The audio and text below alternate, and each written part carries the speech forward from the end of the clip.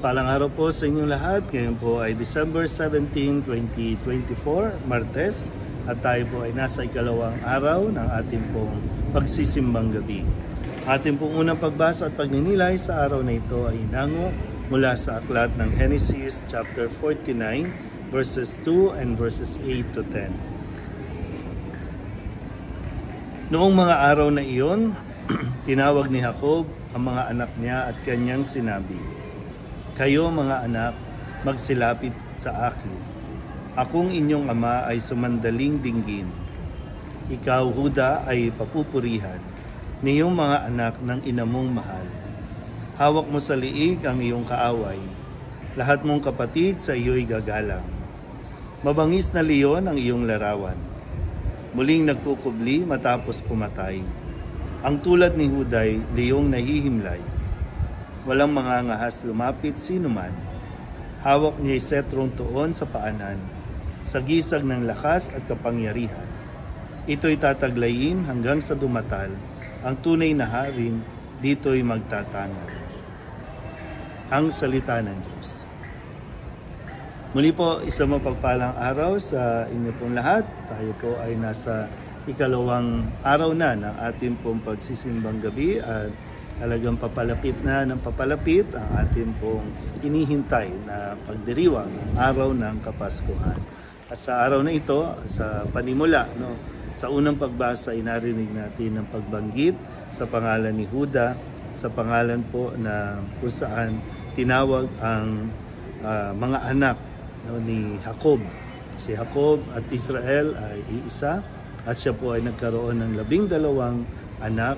At ito ang kumakatawan sa 12 lipi ng Israel na ngayon ay isang bayan na tinatawag na natin. At dito po, si Huda ay isa sa mga anak niya. Ito yung isang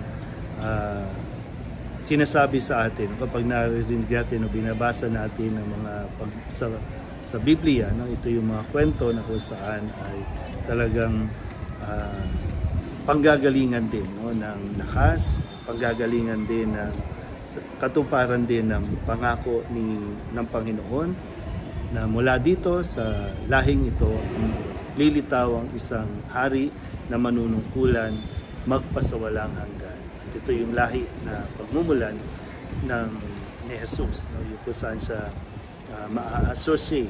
Dahil nga, syempre, babalikan natin kung papakinggan nyo, magsisimba kayo at maririnig ninyo ang Ebanghelyo, ito rin ay patungkol sa lahi na pagmumulan ni Jesus. Lahi na pagmumulan ni Jose na kanyang magiging ama. Kaya matutupad ang propesiya na mula sa angkan ni David. At si David ay mula naman sa angkan ni Huda. At maganda po na sa araw na ito ay mapagnilayan din natin, lalong-lalo pa na sa darating na Kapaskuhan, magkikita-kita ang bawat pamilya, kakaroon ng maraming Christmas party, maraming reunion. Pero kamusta nga ba yung ating pong pamilya, yung pinagmulan? Kasi siyempre maraming kwento ang bawat pamilya, maraming mga samaan ng loob na naibaon lang, naitago lang, minsan talagang lumalabas yung mga alitan, lumalabas yung mga samaan ng loob na siyang nakakasira sa okasyon, sa pagdiriwang. Pero sana tingnan natin, balikan natin at matuto tayo sa mga karanasan natin sa mga nakalipas. At para nung sa ganon, ang mga susunod din ng mga henerasyon, ang inyong mga anak ay hindi na maulit yung mga pangit na mga pangyayari, mga samaan ng loob. Sa tulong nawa na sa diwa ng Kapaskuhan, maging handa nawa tayo sa pagharap natin sa isa't isa at mas maging mapagpasalamat tayo na tayo po ay nagkaroon ng isang pamilya, binigyan tayo ng Diyos. Bagamat may maraming pagkakataon na parang ayaw natin ng pamilya na ating pinagmulan, pero sadyang ito ang bahagi ng plano ng Diyos kung saan tayo uusbong, saan tayo makikilala bilang isang pamilya. Muli po, sa mapagpalang araw sa inyo.